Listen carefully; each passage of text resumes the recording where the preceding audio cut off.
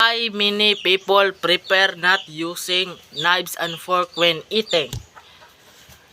For many cultures around the world, knives and forks are seen as the proper or standard way to eat, but for millions of people across Asia, Africa, and Middle East, part of the Americas, and in Western household, they feel unnecessary, awkward, or even wrong. It's not that they don't know how to use them. It's that their hands, their culture, or their comfort, and their values tell them there is a better, more natural way.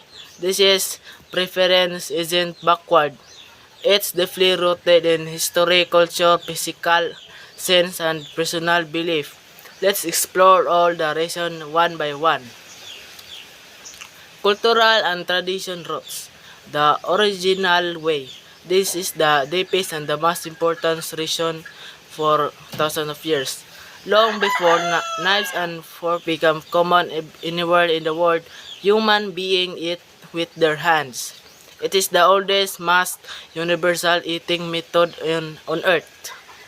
Cultural heritage is many places the Philippines, India, South Korea, Asia at the Middle East and part of Africa.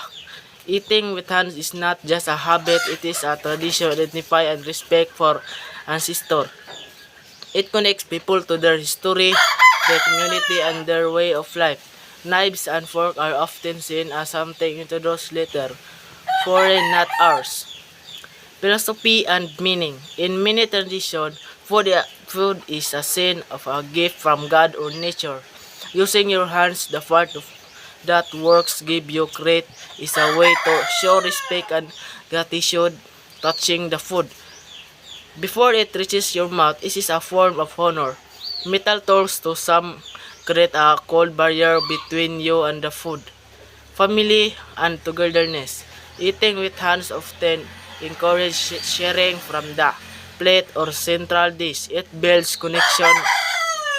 You are all touching and partaking together. Knives and forks tend to separate people into individual portions, creating a more formal, distant feeling. Not rude, just different. In some cultures, using quarterly can even feel distant or overly formal, like you are guest rather than the family. Simply put, for many hands are not tools; they are part of a metal itself. Natural comfort, better control, and sensory connection.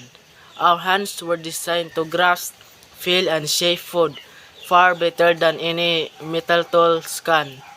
Natural and intuitivity. You don't need lessons, practice, or condition to eat with your hands.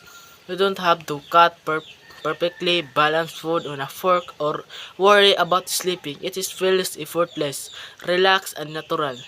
No stiff press, no awkward angles. Just you and your food. Better texture and temperature. When you touch food, you know exactly how it feels, hot, warm, soft, firm, or sticky. You were never born in your mouth. Unexpectedly, you feel the rice, the curry, the sauce. You know what you are putting in your mouth. With a fork, you lose all that information until it's already inside. Perfect portion and shape. You shape the food exactly how you like it. The right size, the right amount of your sauce, no chasing slippery food around the plate. No food falling off the fork on the way to your mouth. It is more reliable, less frustrating. Temperature regulation.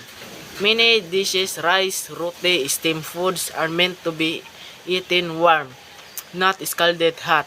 Touching them naturally tells you when they're ready, and slight calling from hands makes them perfect to eat.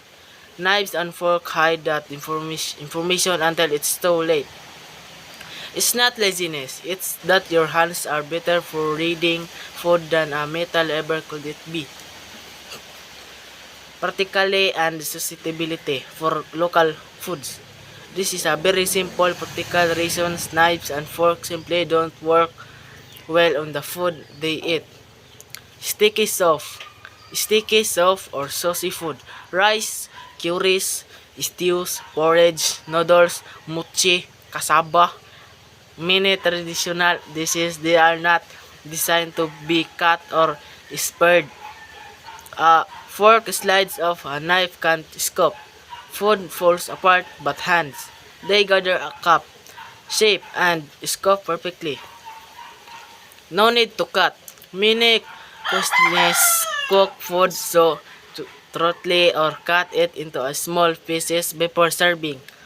That there is nothing to cut at the table and knives becomes completely unnecessary using one feels like holding a tool with no job to do.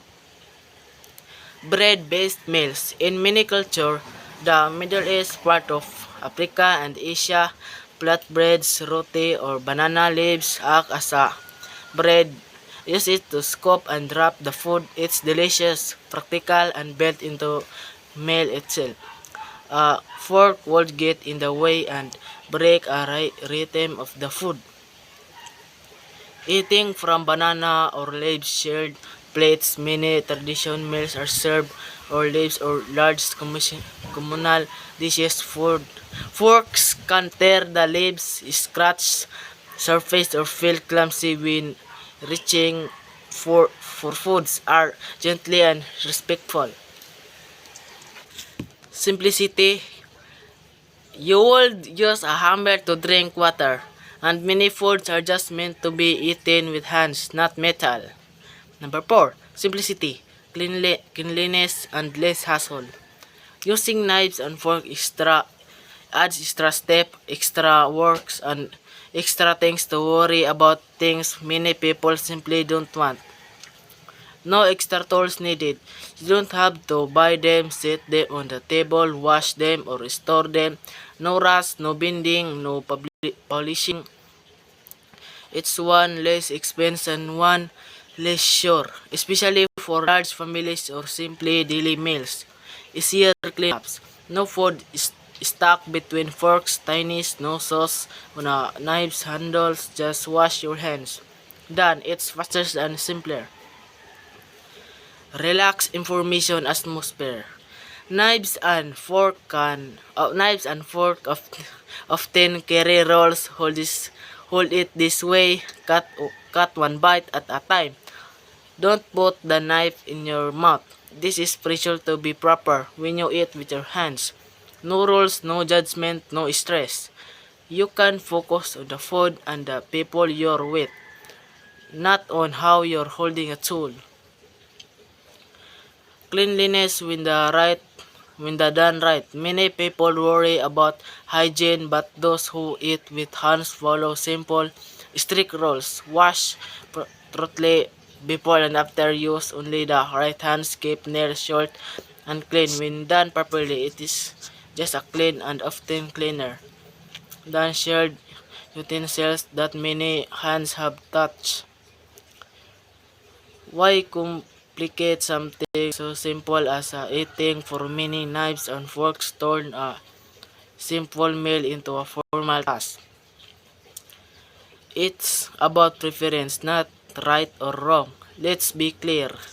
Knives and forks are not bad. They work wonderfully for steak, salads, sandwiches, and many Western style foods. Many people use and enjoy them every day. But when people choose not to use them, it's not ignorance, rudeness, or backwardness. It is culture and respect for the traditions. Number 2, natural connection to their food through touch. Number 3, practically, their food simply works better with hands. Number 4, simplicity. Less hassle, more enjoyment. Number 4, graduate eating with awareness and presence. Every culture has its own wisdom about food.